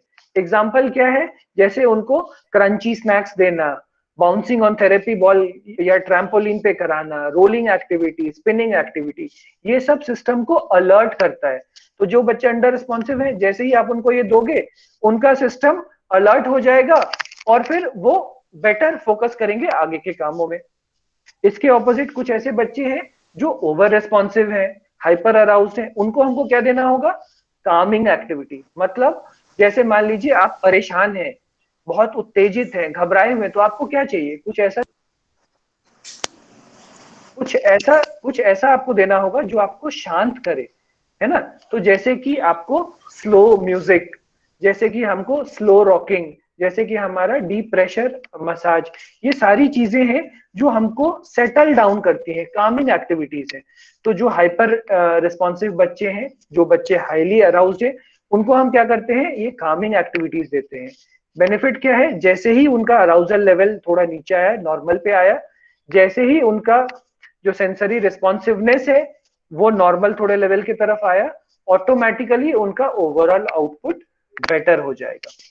तीसरा, ऑर्गेनाइजिंग एक्टिविटीज। ऑर्गेनाइजिंग एक्टिविटीज मतलब कि जैसे मान लीजिए मैंने बताया ना, वो बच्चे सारा दिन उनका स्केड्यूल कुछ नहीं है, वो भाग के कभी उधर उछल रहे हैं, कभी उधर जा रहे हैं, कभी कुछ कर रहे हैं, कभी सामान गिरा रहे हैं, कभी अपनी उंगली चबा रहे हैं। तो आपको ये देखना होगा कि एक तो उनका फुल डे जो है वो रेगुलेटेड रहना चाहिए, एक स्केड्यूल में आना चाहिए, और उसके अलावा हर वो इनपुट जो कि उनके ब्रेन के प्रोसेसिंग को थोड़ा बेटर करे, वो आपको उनके डेली रूटीन में डालना होगा, जिसको कि हम ऑर्गेनाइजिंग एक्टिविटीज कहते हैं। Next slide please. बहुत डिटेल में तो इस पर एक एक इनपुट पर हम नहीं जा सकते क्योंकि समय की थोड़ी कमी है, लेकिन एक जनरल एग्जांपल के लिए कि मान लीजिए आपने सबसे पहले आपको देखना है अराउजल लेवल, बच्चा हाइपर अराउज्ड है कि अंडर अराउज्ड है। हाइपर अराउज्ड है तो कामिंग इनपुट देना है, अंडर अराउज्ड है तो अलर्टिंग इनपुट। फिर आप चूज करिए किस सेंसरी एरिया को आपको टारगेट करना है। तो मान लीजिए विजुअल है, तो अगर आपने सॉफ्ट कलर्स दिखाए तो वो कामिंग नेचर का होता है। अगर आपने बहुत ज्यादा चटकीले रंग दिखाए, ब्राइट कलर्स दिखाए, तो वो अलर्टिंग होता है। ऐसे ही म्यूजिक, ये हम आप खुद भी सोचेंगे कि जैसे मान लीजिए आप घर पर हो, थक के ऑफिस से आए हैं, शांत होना चाहते हैं, तो आप कैसा म्यूजिक पसंद करोगे? आप थोड़ा स्लो बीट म्यूजिक चाहते हैं। तो ऐसा देखा गया कि जो 30 से 60 बीट पर मिनट का म्यूजिक है वो थोड़ा कामिंग होता है। लेकिन जिनको अराउज करना है, मान लीजिए आप पार्टी में गए, वहां पर कैसा म्यूजिक है जो आप एकदम अराउज हो जाते हैं, एक्टिव होते हैं, वहां हाई बीट म्यूजिक होता है। तो रिसर्च से 90 प्लस बीट पर मिनट का अगर आपने उनको इनपुट दिया तो वो बच्चों के लिए अराउजल का काम करेगा। ऐसे ही आपने देखा होगा सेंसरी इंटीग्रेशन में स्विंग्स यूज होते हैं, अलग अलग तरह के झूले यूज होते हैं। तो अगर आपने बच्चों को लीनियर सीधा ऐसे घुमाया तो वो उनको कामिंग होगा। धीरे धीरे आपने देखा, अगर बच्चों को आप देखेंगे गोद में लेके धीरे धीरे ऐसे माँ झुलाती है तो क्या होता है, धीरे धीरे वो सो जाते हैं क्योंकि उनका सिस्टम काम हो जाता है। लेकिन अगर उसी बच्चे को आप गोद में लेके उछालने लगो, ऐसे घुमाने लगो, तो क्या हो जाएगा, वो अलर्टिंग होता है। तो अगर हमको किसी बच्चे को अलर्टिंग इनपुट देना होता है तो हम क्या करते हैं, रोटेशन इनपुट्स देना शुरू कर देते हैं, थोड़ा फास्ट पेस्ड इनपुट्स देते हैं। तो ऐसे ही टच में भी इसका एग्जांपल है, ओरल एरिया में भी है कि कुछ बच्चे ओरल हाइपर या हाइपोसेंसिटिव है, तो उस हिसाब से हम उनको इनपुट्स देते हैं। Next slide please. ओके, सो कुछ जनरल एक्टिविटीज हैं जो आप घर पे कर सकते हैं। इसमें मेनली इंपॉर्टेंट बात क्या है कि आपको, जैसे एक एग्जांपल है, ये एक बच्चे को हम लोग ने क्या दिया हुआ है, उनको हैवी वर्क एक्टिविटी का हमने होम प्रोग्राम दिया। तो हम उनसे देखिए क्या कराते हैं, हम उनको कह रहे हैं कि उसको चेयर को उठा के ऊपर नीचे रखना, हैवी एक्टिविटी लिफ्टिंग, उनको प्रोप्रियोसेप्टिव इनपुट हमको देना है। तो हम क्या कह रहे हैं, चेयर उठा के रखना और नीचे करना। स्कूल में हम उसको क्या कह रहे हैं, वॉल को प्रेस करना 10 बार, चेयर पर पुशअप करना 10 बार, चेयर पे ऐसे डिप्स करना 10 बार, व्हील बैरो वॉक मतलब हाथ के बल चलना, बच्चे को उठाते ना पैर से आप पकड़ते हो और हाथ पे चलाते हो, वो ये सब उनको प्रोप्रियोसेप्टिव इनपुट्स देने के लिए करते हैं। तो आप देखो बहुत अलग अलग तरीके के इनपुट्स आप चूज कर सकते हैं डिपेंडिंग कि आप कहाँ पर काम कर रहे हैं। अगर आपके पास मशीन है, इक्विपमेंट है, तो फिर आपके पास ऑप्शन ज्यादा होते हैं, लेकिन क्योंकि आपको घर से करना है तो ये कॉमन एक्टिविटीज आप ट्राई कर सकते हैं। और ये सारी एक्टिविटीज बच्चे के लिए बहुत ही ज्यादा अलर्ट कामिंग एक्टिविटीज होती है। Next please. अच्छा, फिर क्या करेंगे कि उनके डेली रूटीन में सेंसरी प्ले को डाल दीजिए। ऐसा नहीं है कि उनको बस एक बार आपने सुबह दे दिया और एक बार शाम को दिया, नहीं, कोशिश करिए कि वो जो कुछ भी कर रहे हैं, घर में खेल रहे हैं, मेसी प्ले में है, उनको आटा गीला करके दे दीजिए खेलने को, उनको शेविंग फोम में हाथ घुमाने को बोलिए, उनको पेपर दबाने को बोलिए। कभी आर्ट एंड क्राफ्ट में है तो उनको अलग अलग तरह के उनको टेक्सचर टच करने को बोलिए, पेपर को, वुड कटिंग्स को, पेपर कार्ड्स को टच करने को बोलो, उनको अलग अलग तरह के जैसे मिट्टी के गमले हैं उनमें उनको हाथ डालने को बोल सकते हैं। जो प्लास्टिक का बबल्स का आता है वो प्रेस करने को बोल सकते हैं। इसका लिस्ट का कुछ एंड ही नहीं है, it is an endless list. तो आपको बस ये देखना है कि क्या हम दे सकते हैं जो हमारे पास रेडिली अवेलेबल है और जो उसके सेंसरी नीड के हिसाब से है और जो आपको प्रेस्क्राइब की गई है। Next please, next slide please. तो कुछ एग्जांपल ऑफ मेसी प्ले, आप अपने हिसाब से जो भी आपके घर में सामान अवेलेबल है उसमें से आप ले सकते हैं कुछ भी चीज। आटा हो सकता है, क्ले है, हमारे पास ग्लू हो सकता है, हमारे पास डिफरेंट ग्रेन्स हो सकते हैं, हमारे पास सैंड हो सकता है। So it can be anything. Next please. Okay, कुछ बातों का आपको ये भी ख्याल रखना है कि जिस माहौल में बच्चे के साथ आप काम कर रहे हो, माहौल मतलब जिस कमरे में है, कई बार क्या होता है जो हाइपर रेस्पॉन्सिव बच्चे हैं उनके पास वो आपको मैंने बताया कि हर इनपुट पे रिस्पॉन्ड करेंगे। तो अगर आपने उन तक पहुंचने वाले इनपुट्स को ही कट कर दिया, कम कर दिया, तो ऑटोमेटिकली उनको चूज करना आसान हो जाएगा। मान लीजिए एक कमरे में आपने 10 अलग अलग तरह के टॉयज फैला के रखे हुए हैं, तो क्या होगा, बच्चे का ध्यान हर बार 10 टॉयज पे जाएगा ना, तो फिर वो आपके साथ टेबल टॉप एक्टिविटी में ध्यान नहीं देगा। लेकिन अगर आपने वो 10 टॉय वहां से हटा दिए हैं, एक ही टॉय रखा है जो भी रीइंफोर्सर की तरह यूज कर रहे हैं, तो क्या होगा, उसके पास आपने एनवायरनमेंट में से डिस्ट्रैक्शंस को हटा दिया, तो क्योंकि इनपुट ही कम हो गया तो उसके लिए आसानी हो जाएगी प्रोसेसिंग में और रिस्पॉन्स देने में। तो इस बात का भी आपको ख्याल रखना है कि बच्चे को हम कहाँ पे क्लास में, उसको ऐसा तो नहीं हमने खिड़की के पास बिठा दिया है कि बाहर की आवाजें ज्यादा आती हैं तो उसका ज्यादा ध्यान भटकेगा, तो उसको सेंटर में रखिए। कभी ऐसा तो नहीं हो रहा कि हमने उसको किसी, जैसे कुछ बच्चों को मान लीजिए वेस्टिबुलर की प्रॉब्लम है, ग्रेविटेशनल इनसिक्योरिटी है, ऊंचाई से डरते हैं, पर उनका जो स्कूल का चेयर है वो थोड़ा ऊंचा ज्यादा है, पैर हवा में झूल रहे हैं, तो क्या होगा, वो बच्चा पूरे टाइम उस पर ही ध्यान देगा, घबराया रहेगा कि मैं गिर ना जाऊं। तो आपको चेंज करना है, उसका एनवायरनमेंट को सेफ सिक्योर बनाइए। जैसे ही आपने वो किया तो उसका एंजाइटी लेवल कम हो जाएगा और वो बाकी कामों पे ज्यादा अटेंशन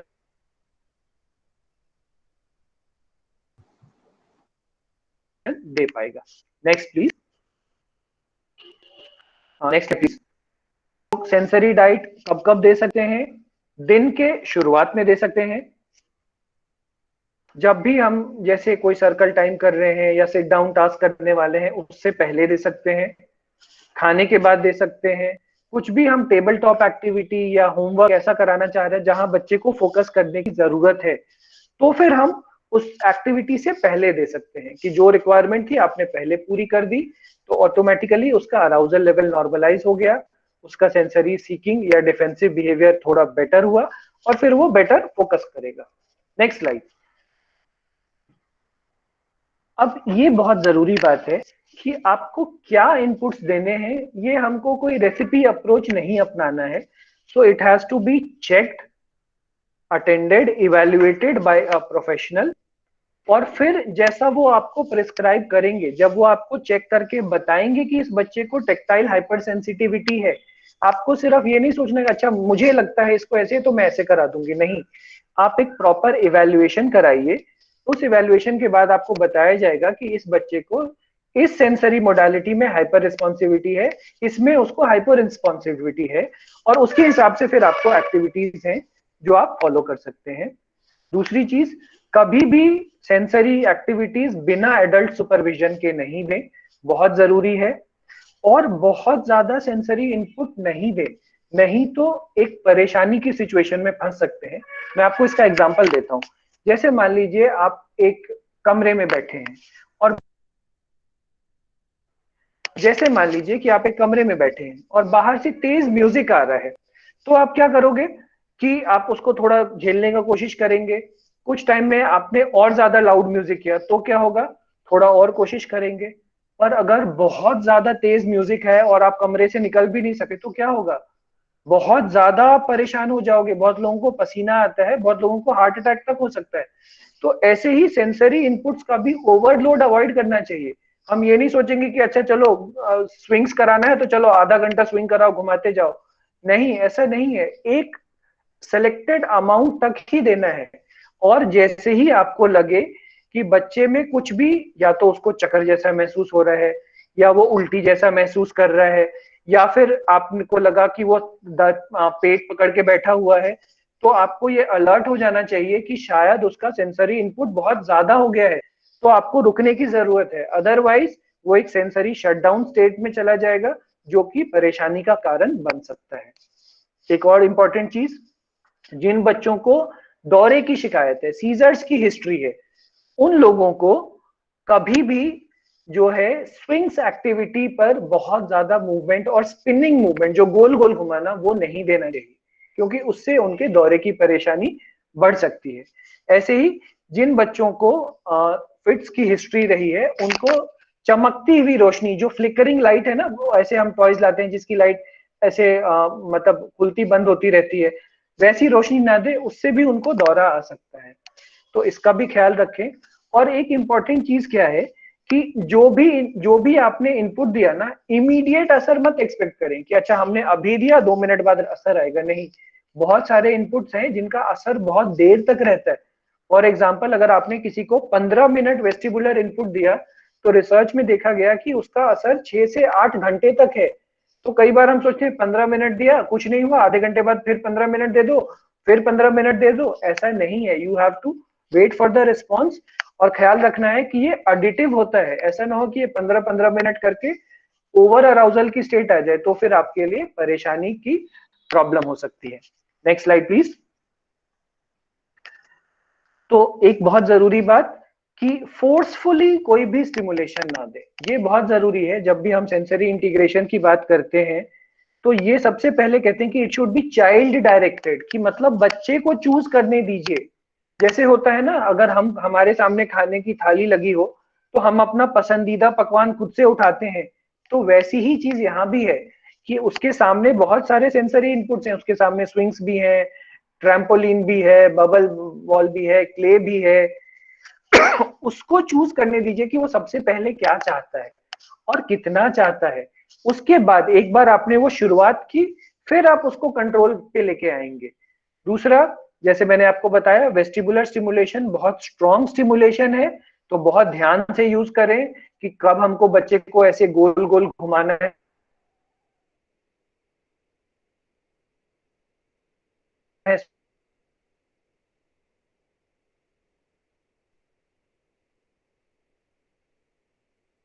स्विंग्स पे बहुत तेज स्पिनिंग तो नहीं कर रहे। चमकती हुई रोशनी मैं आपको ऑलरेडी बता चुका हूँ कि इसका ख्याल रखें। और सबसे जरूरी है, अनरेस्पॉन्सिव सा हो रहा है तो इमीडिएटली रुक जाइए और मेडिकल हेल्प लीजिए, क्योंकि शायद जाने अनजाने वो बच्चा ओवर स्टिमुलेट हो गया है। इसीलिए नेक्स्ट स्लाइड प्लीज। हाँ, इसीलिए ये बात जो मैंने सबसे शुरुआत में कही थी और फिर दोबारा से कह रहा हूँ कि ये कोई रेसिपी अप्रोच नहीं है कि अच्छा हम थोड़ा थोड़ा ये करा देंगे दिन में, नहीं। एग्जैक्टली क्या कराना है, कितना कराना है, वो आप एक प्रोफेशनल से मिलिए, बच्चे को असेसमेंट करवाइए, और फिर जैसा वो आपको बताएंगे उतना ही, जिस लेवल तक वो बताएंगे उतना और उतनी बार आप उसको करेंगे, तो आपको बेस्ट अमाउंट ऑफ रिस्पॉन्स मिलेगा। Next slide please. तो इन बातों को ध्यान में रखें और कोशिश करें कि जो सारी बातें हमने डिस्कस की हैं, इसको आप अपने डे टू डे में यूज कर सकते हैं। जहां भी जब भी जरूरत हो, आप कोई प्रोफेशनल हेल्प सीख कर सकते हैं। आप सबका बहुत बहुत धन्यवाद। अगर कुछ सवाल होंगे तो मैं उनका जवाब देने में खुश होऊंगा। धन्यवाद। बहुत बहुत धन्यवाद सर। हमारे बीच में एक रिंकी दिनकर जी का प्रश्न आया है, मैं आपके समक्ष रखना चाहूंगा sir. How we know difference between behaviour issues and sensory issues, because that type of issues we got with autistic and ID student. जी, ये एक बहुत अच्छा सवाल है, क्योंकि जो सेंसरी इश्यूज और बिहेवियर इश्यूज हैं, वो एक दूसरे को मिमिक करते हैं। मिमिक मतलब एक जैसा दिखते हैं, लेकिन आपको ये जानने की जरूरत है कि ये बिहेवियर कब हो रहा है। पहली चीज, मतलब क्या आपको, अगर वो सेंसरी इश्यू होगा ना, तो वो हर जगह देखने को मिलेगा। मतलब अगर मुझे टेक्टाइल हाइपर सेंसिटिविटी है, तो मुझे घर में भी दिखेगी वो, स्कूल में भी दिखेगी वो, मैं कहीं गाड़ी से जा रहा हूँ तब भी दिखेगी। लेकिन अगर ये एक बिहेवियरल इशू है, मान लीजिए अगर मुझे किसी स्पेसिफिक जगह पर जाके ही वो बिहेवियर आ रहा है, तो इसका क्या मतलब है कि वो सेंसरी इशू नहीं है, उसका एक कारण है, एंटीसीडेंट जिसको बोलते हैं। तो हर बिहेवियर का एक एंटीसीडेंट होता है और एक कॉन्सिक्वेंस होता है। तो जो भी बिहेवियर, अगर आपको डाउट है कि ये चीज बिहेवियर है या सेंसरी, तो आप चेक करो कि एंटीसीडेंट क्या है। अगर आपको कोई स्पेसिफिक एंटीसीडेंट नहीं मिल रहा है कि ये बिहेवियर से पहले कुछ ऐसा नहीं हो रहा है, ये तो कहीं भी कर रहा है बच्चा, कभी भी कर रहा है, तो मतलब वो सेंसरी इश्यूज है। अगर वो बिहेवियर से पहले कुछ स्पेसिफिक बात हो रही है, मतलब आप देखो, एक मैं आपको एग्जांपल देता हूँ, एक बच्चे को हम लोग देखते थे, टॉयलेट ट्रेनिंग उसको सिखाई जा रही थी। उसका क्या होता था कि वो जब भी टॉयलेट में जाए, उसके लिए वहां से भाग के आ जाए, वापस आ जाए, भाग के वापस आ जाए। तो किसी ने ये रियलाइज नहीं किया कि जो चीज वो वैसे कर रहा है टॉयलेट के बाहर, टॉयलेट के एक्टिविटीज तो बहुत अच्छे से कर रहा है, but the moment he is going in the toilet he used to run away. क्या रीजन था? रीजन क्या आया कि जो वहां पर जो एक फिनाइल, पेरेंट्स क्या करते थे, उसके जाने से ठीक पहले वो लोग उस एरिया को अच्छे से क्लीन करते थे एक स्ट्रॉन्ग ओडर्ड फिनाइल से। तो वो बच्चे को स्मेल हाइपर सेंसिटिविटी थी, तो जब भी वो वहां पे जा रहा था, वो स्मेल हाइपर सेंसिटिविटी से की वजह से बाहर आ जा रहा था। तो आप देखो कि वहां पर एक सेंसरी इनपुट का उसको प्रॉब्लम है, पर क्योंकि उसको सेंसरी स्मेल हाइपर सेंसिटिविटी थी, तो वो सिर्फ टॉयलेट में ही नहीं दिखेगी, वो कहाँ दिखती थी, वो जब घर में कोई अगरबत्ती जलाएगा तब भी वो परेशान हो जाता था, कोई परफ्यूम जलाए तब भी परेशान हो जाता था। तो इसका क्या मतलब है कि वो हर जगह देखने को मिलती थी, इसीलिए वो सेंसरी इशू कहलाया। पर अगर सिर्फ वो एक जगह पे देखने को मिलती और कहीं भी नहीं देखने को मिलती, तो फिर हम उसको बिहेवियर कहेंगे। एक और इंपॉर्टेंट बात, हर सेंसरी इशू में कई बार क्या होता है, आप जाने अनजाने एक चीज रीइंफोर्समेंट देते हैं। जैसे मान लीजिए पहली बार बच्चे ने टेक्टाइल, उसको नीड थी, टेक्टाइल सीकिंग बिहेवियर था, और अपना हाथ मुंह में लिया, उंगली चबाने लगा। आप क्या करते हो, उस पर रेस्पॉन्स देते हो, उस पर गुस्सा करते हो, उसको डांटते हो। तो आपने जाने अनजाने उस बिहेवियर को रीइंफोर्स कर दिया, उसको अटेंशन देना शुरू किया। तो धीरे धीरे वो क्या हो जाएगा, वो सेंसरी से आगे चल के एक बिहेवियरल इशू बन जाएगा।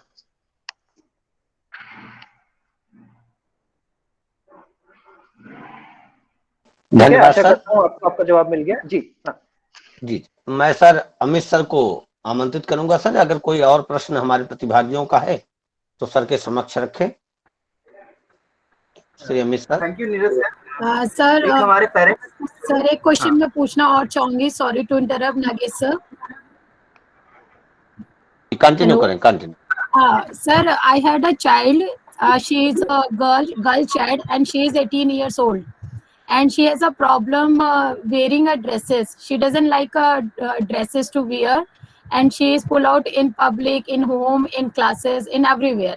In online classes she also doing, and she is 18 years old. Do you know that she has a problem in periods, and she also not wear to pads and all these things. So we don't know ki how we handle this girl, because maybe it is a behavior problem or maybe it is a sensory issue, as you said, sir. No, so half of the question you have answered, that वो हर जगह ऐसे ही करती है, हर समय ऐसे ही करती है। तो एक कंसिस्टेंट पैटर्न है ना, तो वो दिखाता है कि वो एक सेंसरी इश्यूज है। तो उसके लिए हमको प्रॉपर सेंसरी इंटीग्रेशन प्रोग्राम पे बच्चे को डालना होगा कि जो उसका ये एक टेक्टाइल हाइपर सेंसिटिविटी है, कि उसको कपड़े का टच पसंद नहीं है, इसीलिए जैसे ही मौका मिला वो कपड़ा हटा देती है।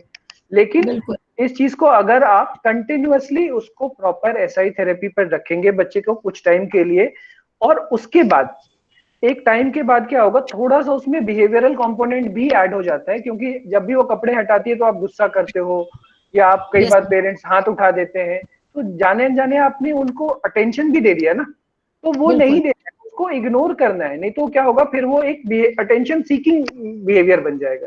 तो इस डिफरेंस को आप ध्यान में रखें। You meet any occupational therapist and they will guide you, और फिर अगर आप उसको ट्राई करेंगे तो I am sure it can be taken care of. But sir, it is important to a sensory issues occurring in an autistic child. It's also important in an ID or Down syndrome child.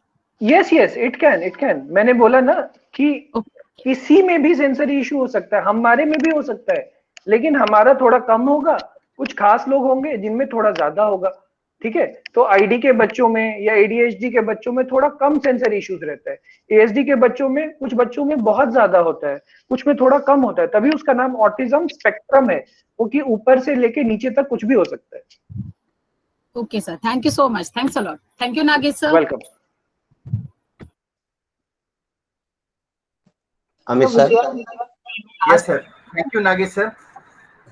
समय के अभाव में हम सारे question को नहीं ले सकते हैं, तो प्रोग्राम को आगे बढ़ाते हुए थैंक यू नीरज सर, आपने बहुत ही अच्छा आज अपना प्रेजेंटेशन दिया। तो प्रोग्राम को आगे बढ़ाते हैं, हम वोट ऑफ थैंक्स के साथ इस प्रोग्राम का समापन हम करते हैं। वोट ऑफ थैंक्स में सबसे पहले मैं धन्यवाद करना चाहता हूं पंडित दीनदयाल उपाध्याय राष्ट्रीय शारीरिक दिव्यांगजन संस्थान नई दिल्ली की निदेशिका महोदय श्रीमती स्मिता जैवन जी का, जिनके मार्गदर्शन से हम ये कार्यक्रम करने में सफल हुए हैं। साथ ही मैं धन्यवाद देता हूं सीआरसी लखनऊ के निदेशक आदरणीय श्री रमेश पांडे जी का, जिनके मार्गदर्शन से हम ये कार्यक्रम करने में सफल हो पाए। साथ ही विशेष धन्यवाद करता हूं आज के हमारे आदरणीय स्पीकर मुख्य वक्ता श्री नीरज मिश्रा सर का, लेक्चरर ऑक्यूपेशनल थेरेपी सीआरसी धवनगिर, जिन्होंने आज सरल और सहज भाषा में सेंसरी प्रोसेसिंग डिसऑर्डर्स के बारे में बताया ही नहीं और उसके बारे में होम मैनेजमेंट के बारे में भी विस्तृत जानकारी दी। इसके लिए नीरज सर को बहुत बहुत धन्यवाद, सीआरसी की पूरी टीम की तरफ से बहुत बहुत धन्यवाद। Thank you so much sir. साथ ही धन्यवाद ज्ञापन की अगली कड़ी में मैं धन्यवाद देना चाहता हूँ सीआरसी लखनऊ के सारे ऑफिशियल्स और आईटी कंसल्टेंट का, जो हमें प्रत्यक्ष और अप्रत्यक्ष रूप से इन सभी कार्यक्रम को पूरा करने में सहयोग प्रदान करते रहे हैं। साथ ही मैं धन्यवाद करना चाहता हूँ उन सभी रिहैबिलिटेशन प्रोफेशनल्स, पार्टिसिपेंट्स और parent with children with special need जो इस कार्यक्रम को, इस वेबिनार को सुने और समझे और अपने डेली रूटीन में और रिहैबिलिटेशन फील्ड में लागू करेंगे, उनको इस कार्यक्रम में आने के लिए बहुत बहुत धन्यवाद। Thank you so much. Last में अंत में आप सबों को मैं अमित कुमार धन्यवाद देता हूं सीआरसी लखनऊ के पूरे परिवार की तरफ से। Thank you so much. बहुत बहुत धन्यवाद सर। हमारे कई प्रतिभागी पीपीटी की मांग कर रहे हैं। मैं सभी प्रतिभागियों को बता दूं कि पीपीटी और वीडियो दोनों रिकॉर्डेड है। जब आप हमारी रिकॉर्डिंग को जो यूट्यूब के, हमारे सीआरसी लखनऊ के यूट्यूब चैनल पे भी, हमारे फेसबुक चैनल पे भी रिकॉर्डेड आपको मिलती है, उस पे जाएंगे तो वहां पर हमारे विशेषज्ञ की विशेषज्ञता ध्वन्यात्मक रूप में भी और पीपीटी के रूप में, दोनों रूपों में आपको दिखाई देती है। तो आप सभी से निवेदन रहेगा, कृपया पीपीटी देखने के लिए, उसके साथ में ध्वन्यात्मक निर्देशन देखने के लिए कृपया सभी हमारे अपलोडेड वीडियोस को ध्यानपूर्वक देखें, समझें और ज्ञानार्जन करें। आप सभी का बहुत बहुत धन्यवाद। आज आप सभी इस कार्यक्रम में आए, कार्यक्रम में आप जुड़े और सीआरसी लखनऊ की रचनात्मक गतिविधियों में आपका यह सहयोग, आपका जुड़ाव ज्ञानात्मक पक्ष को और मजबूत करने हेतु हमें सक्षमता और सहजता प्रदान करता है। हमारी रचनात्मक गतिविधियां आपके बीच निरंतर आपकी मांग पर, ये जितने कार्यक्रम हैं हम आप लोगों से बारंबार आप सभी से कहते रहे हैं, ये सभी किसी न किसी अभिभावक के द्वारा, किसी न किसी विद्यार्थी के द्वारा अथवा किसी न किसी आवश्यकता परक व्यक्ति के द्वारा हमारे बीच रखी जाती है। उसके पश्चात ही आप सभी के बीच में ये गतिविधियां आ रही हैं और इनका आप और हम सभी मिलकर के ज्ञानार्जन कर रहे हैं और ऐसे विशिष्ट जनों को सुनने में हम और आप सक्षम हो रहे हैं जो निश्चित ही सहजता से हमें सुनने में नहीं मिल पाते। तो यह हमारा और आपका सुअवसर है कि आज हम और आप सीआरसी लखनऊ के ऐसे बहु विशिष्ट उन आयोजनों के सम्मिलित स्वरूप बन पा रहे हैं, सम्मिलित स्वरूपता के रूप में आ रहे हैं, जिनसे कि निश्चित ही हम ऐसे ज्ञानार्जन भावों को प्राप्त कर रहे हैं और आगे बढ़ने की प्रेरणा प्राप्त कर रहे हैं। तो आप सभी का सहयोग हमारे लिए निश्चित ही एक बढ़ते हुए कदम के रूप में देखा जा रहा है। मैं पुनः डॉक्टर नीरज सर का बहुत बहुत धन्यवाद करता हूं, सर को सादर प्रणाम करता हूं और सभी प्रतिभागियों को बताना चाहूंगा कि बस 2 मिनट के अंदर आपका फीडबैक फॉर्म आपके चैट बॉक्स में आ रहा है। 2 मिनट का पेशेंस रखें, आपका फीडबैक फॉर्म आपके समक्ष पहुंच रहा है। बहुत बहुत धन्यवाद सर। इसके साथ ही मैं आप सबसे ये मीटिंग से अब निकलने की अनुमति चाहूंगा। आप सबका एक बार फिर से बहुत बहुत धन्यवाद। जी सर, आपका बहुत बहुत धन्यवाद सर, आपका बहुत बहुत धन्यवाद सर। सादर प्रणाम सर, आपको सादर प्रणाम।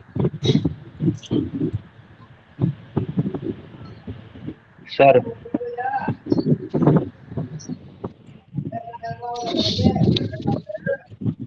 सर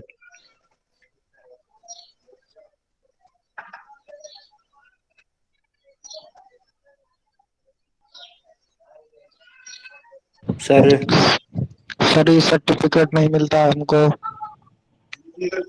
जितने भी प्रतिभागी विधिवत फीडबैक फॉर्म भरते हैं उन सभी को सर्टिफिकेट जाता है।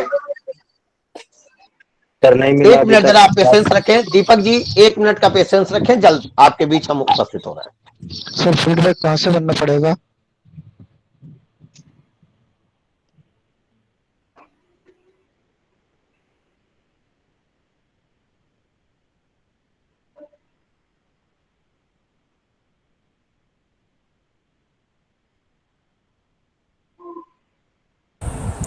सर हमने पिछला फीडबैक भरा था, उसका हमें नहीं आया सर्टिफिकेट।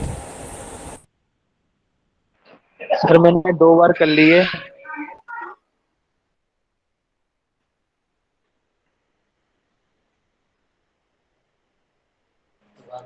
सर फीडबैक लिंक भेजिए।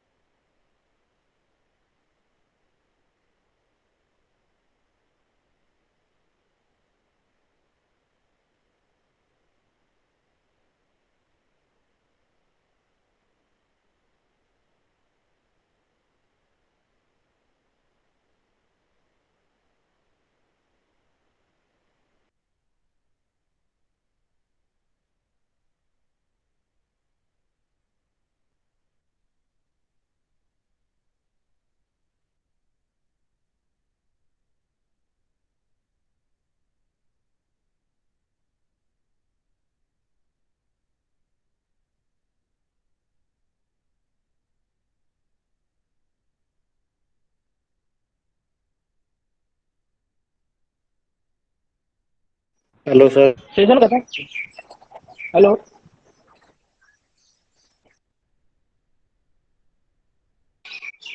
हेलो नागेश जी सर।